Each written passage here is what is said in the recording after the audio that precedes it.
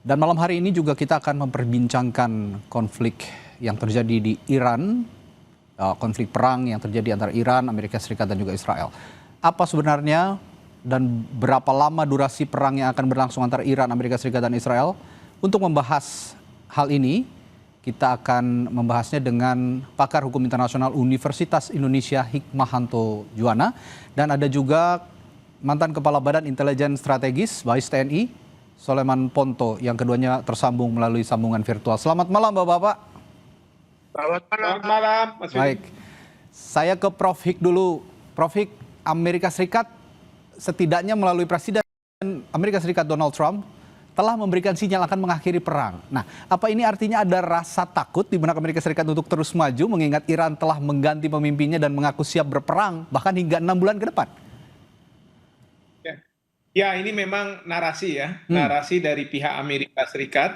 Meskipun saya pantau juga berita yang narasinya sangat kontradiktif. Di satu sisi mengatakan bahwa akan segera selesai, namun di sisi lain akan menghantam Iran lebih kuat lagi, lebih keras lagi. Nah, jadi kita tidak tahu seperti apa. Mungkin saja Presiden Trump melakukan narasi ini untuk menenangkan bursa, karena beliau ini sangat sensitif terhadap bursa. Dan bursa belakangan ini reaksinya negatif terhadap perang ini, terutama sekali dengan ketidakpastian adanya kapan perang ini akan berakhir. Karena tidak seperti yang diharapkan oleh Trump ketika menyerang Venezuela yang hanya 300 menit begitu, tapi ini sepertinya tidak seperti itu. Dan memang posisi dari Amerika Serikat itu adalah posisi yang menyerang, ofensif. Ya. Sementara Iran adalah defensif, sehingga semua bergantung pada Amerika Serikat. Karena kalau dari sisi Iran, Amerika Serikat menghentikan serangan, dia juga akan menghentikan serangan. Dalam hal ini tentu Amerika Serikat dengan Israel ya. Jadi seperti itu situasinya. Apa namanya, narasi yang lain adalah narasi dari Iran tentunya yang mengatakan bahwa kami siap untuk melayani sampai kapanpun serangan akan dilakukan baik oleh Amerika maupun Israel. Seperti itu. Prof, saya menyimak yang Anda katakan dan juga dikutip oleh sejumlah media juga bahwa ada 5 variabel utama yang menentukan cepat atau lamanya perang Amerika Serikat Israel versus Iran ini. Bisa dijelaskan kembali Prof, kira-kira apa yang bisa menjadi titik awal atau variabel utama itu, 5 variabel utama itu? Ya, yang pasti adalah pertama kaitan dengan stamina ya. Apakah itu logistik, rudal, dan kemudian juga pasukan dan lain sebagainya. Yang kedua adalah dukungan dari publik dalam negeri, termasuk di sini juga ada masalah bursa dan lain sebagainya. Yang ketiga adalah kalau kita kaitkan dengan apakah perang ini akan diikuti oleh negara-negara lain yang akan masuk. Karena kita sudah dengar misalnya Inggris dan Prancis sudah menyiapkan pangkalan militer mereka, sementara Rusia sudah membocorkan informasi terkait di mana pasukan Amerika berada ke Iran. Dan kemudian juga dari Cina, mereka mengatakan bahwa tentu Iran tidak boleh dijadikan seperti Venezuela, di mana Venezuela itu diminta untuk tidak menjual minyak ke Cina. Dan kemudian yang keempat, bagaimana reaksi dunia? Karena sekarang ini menciptakan instabilitas di berbagai negara atau potensi instabilitas.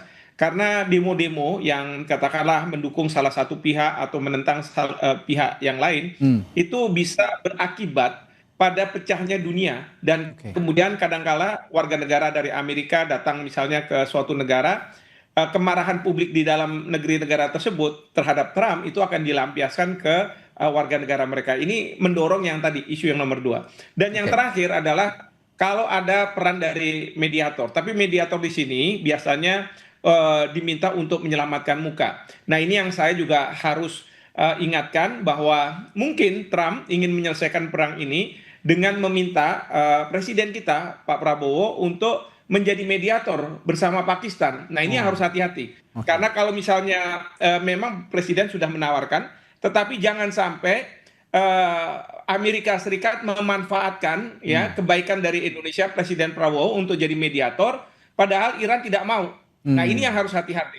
Nah, jadi harus kalau misalnya fungsi mediasi itu biasanya kalau sudah memang ada keinginan untuk mengakhiri perang, tapi harus dari pihak-pihak yang bersengketa. Seperti itu. Oke. Saya ingin bahas sekarang dari perspektif intelijen dan juga strategi militer ke Pak Sulaiman Ponto. Pak Sulaiman, kalau dari pernyataan Donald Trump yang mengatakan bahwa ada indikasi bahwa perang akan segera berakhir, padahal ini kontradiktif sekali dengan pernyataan dirinya sebelumnya yang menyatakan bahwa ini kita akan terus gempur sampai pemimpin Iran ataupun orang-orang penting di Iran ini sudah lenyap, katanya begitu. Dari kacamata atau perspektif strategi militer, pernyataan Donald Trump yang kontradiktif ini bagaimana, Pak Sulaiman? Ya, kalau menurut saya memang dari Pak Donald Trump, Amerika ini sudah mulai capek karena apapun mereka pertama menyerang, kedua mereka datang dengan kapal, ketiga kalau di kapal lama-lama juga orang kapal itu pusing, apalagi diserang, sehingga kalau melihat itu masuk di akal karena dia sudah mulai capek. Sedangkan harapannya seperti Venezuela katakan tadi Prof. Hikmahanto hanya 300 menit, ternyata ini bisa 300 jam lebih. Nah, kan? Nah, di luar dari itu, apalagi ternyata yang mengganti itu anaknya sendiri, yang militer, yang dari ideologinya juga ideologi yang keras.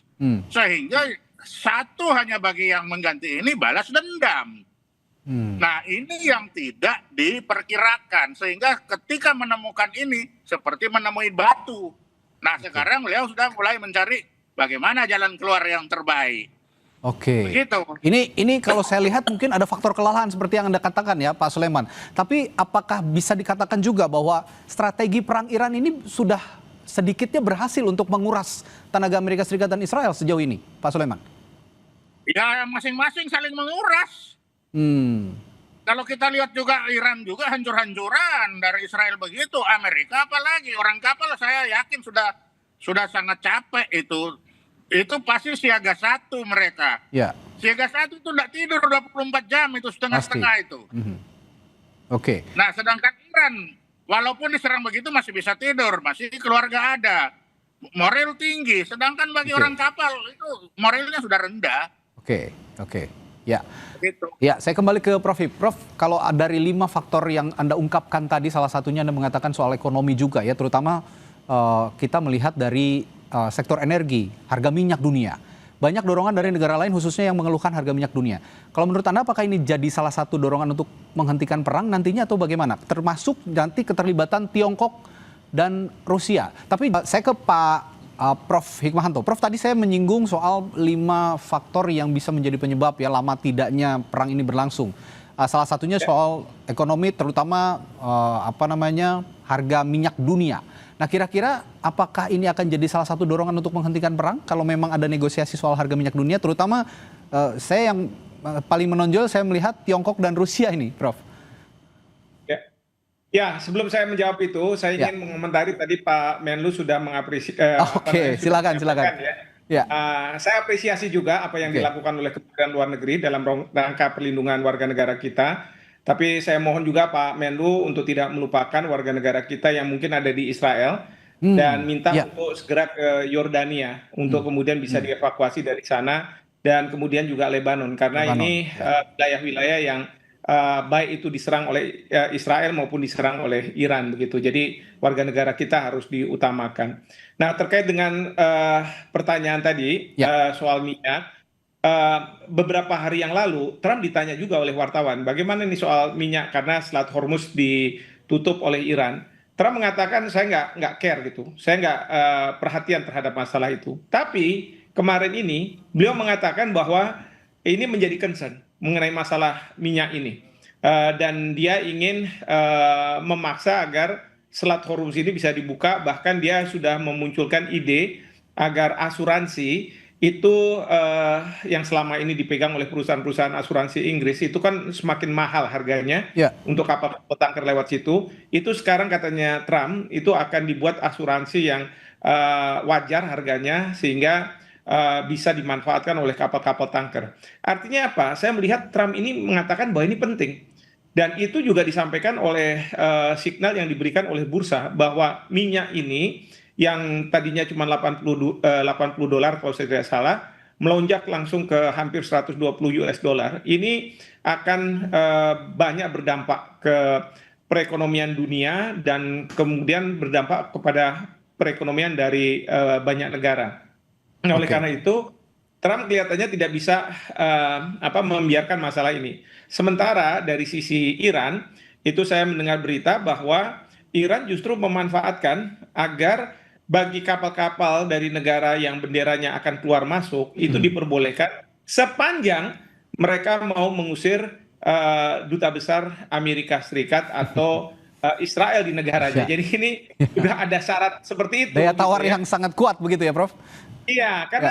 karena strategi dari Iran adalah memang untuk membuat Selat Hormuz ini bisa ditutup, terus Ya. kemudian harga minyak melonjak, dan kemudian negara-negara akan menyalahkan Trump gitu ya, dan kemudian ini yang bisa mungkin menghentikan perang yang sekarang ini dilakukan oleh Amerika Serikat dan Israel. Oke, kembali ke faktor intelijen, Pak Soleman. Faktor Ya, intelijen dan proksi seperti misalnya Hezbollah, Houthis atau milisi Irak atau Suriah misalnya yang juga ikut membantu Iran, ini bisa memperpanjang durasi perang atau tidak kira-kira? Nah, apakah Iran juga akan mengaktifkan poros perlawanan secara penuh dan berapa lama itu bisa menahan serangan Israel dan Amerika Serikat, Pak Soleman kira-kira? ya saya memperkirakan dalam 2 minggu ini Iran masih akan menyerang. Hmm. Kenapa? Karena masih dalam amarah untuk membalas dendam kematian sang ayah. Hmm. Saya kira itu masih akan dalam 2 minggu ini. Setelah 2 minggu itu, baru mereka akan melihat apakah serangan ini menguntungkan atau semakin membuat balasan-balasan itu juga akan membuat mereka menjadi abu. Oke. Jadi menang jadi arang, kalah jadi abu. Nah, ini juga akan menjadi bahan perhatian. Kalau nanti menyerang tapi juga akan semakin kalah, kan itu bukan semakin kalah, semakin hancur juga, itu juga akan menjadi bahan pertimbangan. Oke. Ya, kembali ke Prof. Prof, kalau Anda tadi menyinggung ada warga sipil lah ya, termasuk warga negara Indonesia yang berada di Beirut, Lebanon, yang digempur habis-habisan oleh Amerika Serikat dan juga Israel. Israel terutama ya, lalu juga ada di Israel itu sendiri yang digempur habis-habisan oleh Iran. Saya ingin menanyakan begini, jika perang berlangsung lama, misalnya berbulan-bulan atau bahkan ya amit-amit jangan sampai bertahun-tahun gitu ya, sebenarnya apa implikasi hukumnya terhadap hak asasi manusia, korban sipil dan potensi tuduhan kejahatan perang bagi kedua belah pihak, Prof. Ya, jadi dalam konteks seperti sekarang ini, memang yang berlaku adalah hukum perang, hukum humaniter internasional. Ya. Nah, memang banyak pelanggaran-pelanggaran yang dilakukan oleh pihak-pihak yang berkonflik, apakah itu dari Amerika, dari Israel, bahkan juga dari Iran. Dan mungkin juga dari pihak yang lain yang ikut dalam konflik ini. Misalnya saja menyerang sekolah yang kemarin dipermasalahkan, sekolah di Teheran ya, bagi perempuan. Lalu kemudian juga ada gedung-gedung sipil, kemudian juga bandar udara. Ini memang alasannya sekarang ini adalah itu collateral damage, artinya bukan jadi sasaran tapi terdampak. Nah, tapi masalah hukum humaniter internasional, kalaupun ada pelanggaran-pelanggaran dan saya yakin ada pelanggaran, itu baru bisa selesai itu pada saat perang sudah usai, baru Oke. bisa dilakukan misalnya proses siapa yang bersalah dan lain sebagainya. Itu pun tergantung siapa yang menang perang, karena yang menang perang biasanya akan bebas ya. Ya. Justru yang kalah perang yang akan menjadi pecundang. Meskipun kalau Amerika yang kalah perang seperti perang Vietnam, dia bisa terbebas juga dari hal-hal tersebut karena mungkin negara besar begitu ya. Ya. Tapi ini yang saya lihat bahwa itu akan nantinya setelah perang usai baru kemudian ada permasalahan-permasalahan terkait dengan adanya pelaku kejahatan perang atau bahkan kejahatan terhadap kemanusiaan dan genosida mungkin dan lain sebagainya. Baik, tentu saja kita berharap tidak sampai berlarut-larut ya perang ini berlangsung. Terakhir saya ke Pak Soleman. Pak Soleman, saya juga ingin membahas soal kelemahan terbesar Amerika Serikat dan Israel dalam konflik panjang ya, dalam rentetan konflik panjang. Atau mungkin Anda juga punya historis tersendiri terhadap kekuatan militer Amerika Serikat dan juga Israel. Misalnya logistik, dukungan domestik, atau biaya ekonomi. Dan sebaliknya. Ini kekuatan Iran dalam mempertahankan perang berkepanjangan versus Amerika Serikat dan juga Israel dengan beberapa kelemahannya bagaimana? Ya, sangat lemah kalau berpanjang-panjang karena dia datang hanya dengan kapal. Kalau datang dengan kapal, ya itu sangat terbatas, itu logistiknya terbatas, Belum lagi psikologis manusia-manusia yang mengawaki kapal. Itu akan terbatas sehingga tidak akan bisa lama bertahan. Oke. Sedangkan Iran itu ada di darat, itu dia bisa lama. Kemudian kalau Israel bagaimanapun juga Israel itu kecil tempatnya. Kalau Iran menyerang dengan rudal-rudal yang tua itu tadi, diserang utara, jatuh selatan, kemana-mana, Israel juga nanti akan kewalahan sendiri. Jadi masing-masing punya kelemahan sendiri. Nah, untuk Iran sendiri, Israel sampai hari ini masih menguasai wilayah udara Iran. Pesawat-pesawat Israel masih bisa menyerang, bisa terbang dengan bebas. Nah, tapi Iran dengan rudal-rudalnya juga bisa menyerang ke sana kemari. Jadi di sini kita sudah lihat, nah nanti makin lama semuanya itu akan capek sendiri. Nah yang paling capek itu orang kapal, makanya Pak Trump sudah kasih signal kan, supaya dalam mundur tidak kehilangan muka. Terakhir Pak Soleman, singkat saja, apakah ada potensi juga ground battle atau perang darat yang terjadi dalam perang Iran versus Amerika Serikat dan Iran ini? Kecil, perang darat sangat kecil, nggak sampai saya kira. Baik, terima kasih analisis yang sangat baik, sangat bagus dari Pak Soleman Ponto, ex-Kepala Badan Intelijen Strategis TNI, dan juga ada Profesor Hikmahanto Juwana, pakar hukum internasional dari Universitas Indonesia yang juga memberikan perspektifnya yang sangat baik malam hari ini di Sapa Indonesia Malam. Terima kasih Bapak-Bapak, selamat malam, sampai jumpa lagi. Sampai jumpa. Terima kasih, selamat malam. Selamat malam, Pak Pan. Mari, ayo.